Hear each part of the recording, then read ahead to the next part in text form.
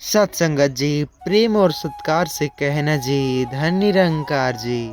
सत्संगत जी, दास विनती कर रहा है, मुझसे कोई त्रुटि हो जाए तो क्षमा कीजिएगा सत्संगत जी। जैसा कि आप जानते होंगे, तो कहते हैं कि 3 प्रकार का भोजन है जो खाने से कम उम्र में ही मृत्यु हो जाती है। क्या यह बात सत्य है?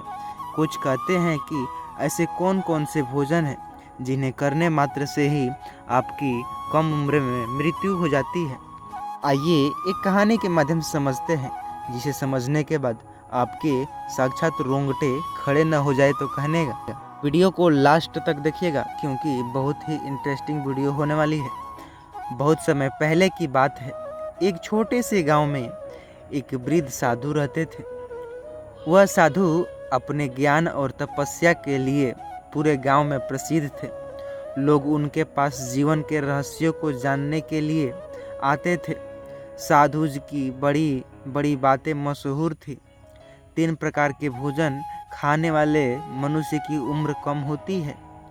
एक बहुत छोटे गांव में एक गांव के 3 युवक जो अपने उम्र और ताकत पर बहुत घमंड करते थे, साधु जी के पास आए और वे साधु से बोले, बाबा, आपने सुना है कि 3 प्रकार के भोजन खाने वाले कम उम्र तक जीते हैं। इसका मतलब क्या है?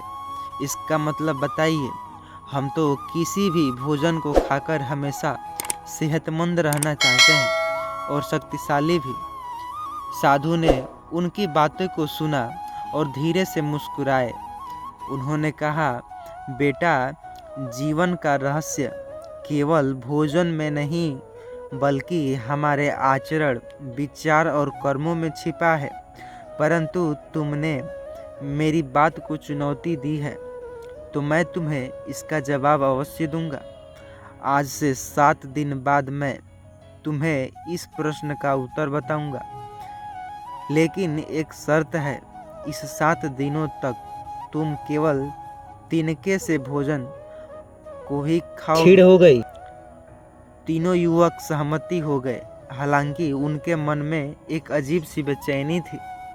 उन्होंने सोचा कि यह साधु कुछ अजीब बातें कहता है, लेकिन फिर भी अपनी जिज्ञासा शांत करने के लिए वे मान गए।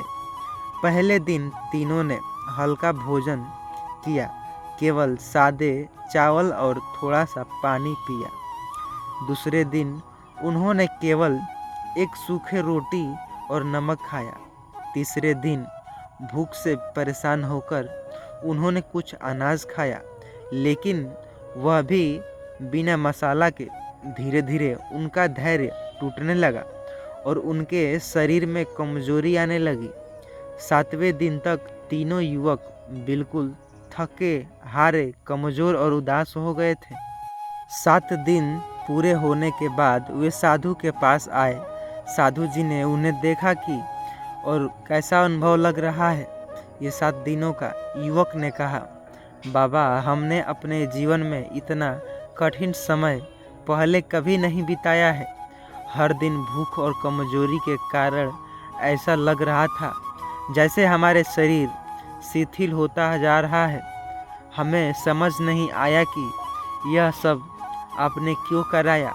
साधु मुस्कुराए और बोले, तुमने जो भोजन किया वह केवल शरीर को जिंदा रखने के लिए था। इसे हम अन्न कहते हैं। अन्न केवल शरीर भूख को मिटाता है, लेकिन यह आत्मा को ऊर्जा नहीं देता।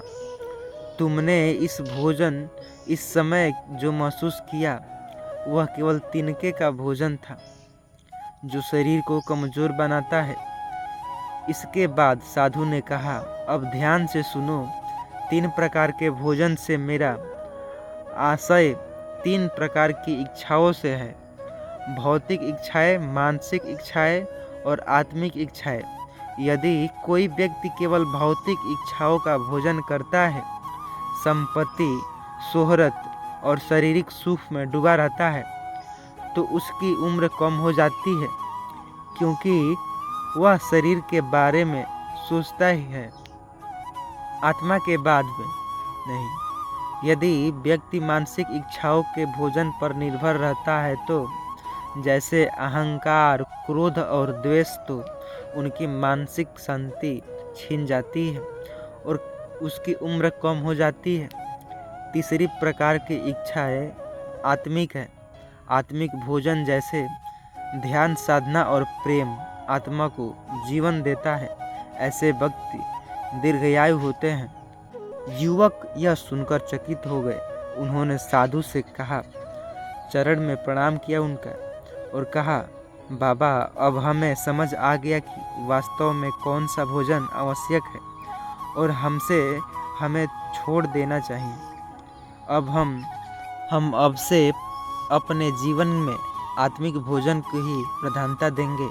साधु ने उसे आशीर्वाद दिया और कहा, याद रखना, केवल अन्न का भोजन ही आवश्यक नहीं है। यदि तुम आत्मा को पोषण दोगे तो तुम्हारा जीवन लंबा और आनंदमय होगा। सत्संगत जी, आशा करता हूँ यह सुनने के बाद आप लोग को भी समझ में आ गया होगा। चलिए एक ऐसे कहानी की तरफ चलते हैं जो कि कल बीत चुका है। तुलसी विवाह के दिन कौन कौन से गलती करने पर क्या होता है, कौन सा पाप लगता है, सुन कर के हैरान हो जाएंगे। आप लोगों ने कितने घर में तुलसी का पूजा हुआ, तुलसी का विवाह हुआ, आइए जानते हैं।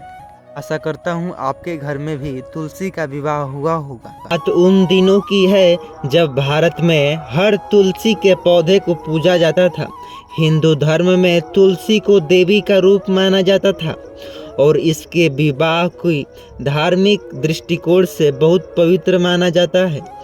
तुलसी विवाह की कथा कई धार्मिक और पौराणिक आख्यानों में दर्ज है, लेकिन इसमें भक्ति की ऐसी भावना कि जो इसे सुनता है वह भक्ति की गहराई में डूब जाता है। कहानी की शुरुआत होती है जब उस समय से जब धरती पर राक्षस का आतंक बढ़ रहा था। राक्षस जलंधर ने अपने अत्याचारों से देवताओं को भी भयभीत कर दिया था। जलंधर को अपनी पत्नी वृंदा के पतिव्रता और होने का बहुत ही बड़ा आशीर्वाद था कि देवता उसे परास्त नहीं कर पा सकते थे। वृंदा पर अत्यंत धार्मिक और पवित्रता महिला थी, जो उनके पवित्रता धर्म के कारण जलंधर की शक्ति का अजेय था। देवताओं ने भगवान विष्णु से प्रार्थना की कि वे इस संकट का कोई हल निकाले। विष्णु जी ने इस संकट से निकलने के लिए एक योजना बनाई। उन्होंने जलंधर का रूप धारण किया और वृंदा के सामने आए। वृंदा पति को पहचानने में असफल हो गई और उन्हें अपने पति के रूप में स्वीकार कर लिया। इस प्रकार उनका पतिव्रता धर्म टूट गया और उसी क्षण जलंधर की शक्ति भी क्षीण हो गई। इसी परिणाम का था कि देवताओं ने जलंधर का अंत कर दिया। वृंदा को इस छल का पता चला तो वे अत्यंत दुखी हो गई। उन्होंने भगवान विष्णु को श्राप दिया कि वे पत्थर बन जाए। विष्णु जी ने यह श्राप स्वीकार कर लिया और उन्हें वृंदा की भक्ति ने इतना प्रभावित किया कि उन्होंने वृंदा को अमरत्व का वरदान दिया। वृंदा का त्याग और भक्ति देखकर भगवान विष्णु ने उन्हें तुलसी का रूप दिया है और वचन दिया है कि हर वर्ष उनका विवाह भगवान विष्णु के रूप शालिग्राम से किया जाएगा। यह घटना मानव समाज के लिए आदर्श बन गई और तभी से हर साल तुलसी विवाह की परंपरा शुरू हो गई। यह विवाह भगवान विष्णु और तुलसी के मिलन का प्रतीक है, जो दर्शाता है कि भक्ति, त्याग और सच्ची निष्ठा महत्व क्या होता है। तुलसी विवाह के हर दिन तुलसी के पौधे को सजाया जाता है। इसे की तुलसी दुल्हन की तरह श्रृंगार किया जाता है। फूलों और सुंदरता वस्त्रों से सजाया जाता है। लोग इसे अपने आंगन में या किसी पवित्र स्थान पर स्थापित करते हैं और तुलसी विवाह का आयोजन करते हैं।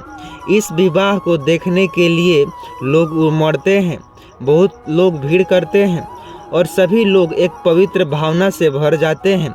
तुलसी विवाह न केवल धार्मिक अनुष्ठान है, बल्कि यह विवाह आत्मा और परमात्मा के मिलन का प्रतीक भी है।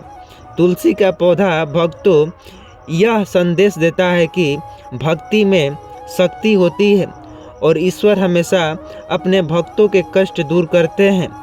आशा करता हूँ साथ संगत जी यह वीडियो आपको बहुत ही ज़्यादा पसंद आई होगी। चैनल पर नए होंगे चैनल को सब्सक्राइब कीजिएगा और इसे ज़्यादा से ज़्यादा व्हाट्सएप के ज़रिए लोगों तक शेयर कीजिएगा ताकि हर वो इंसान को पता चल सके।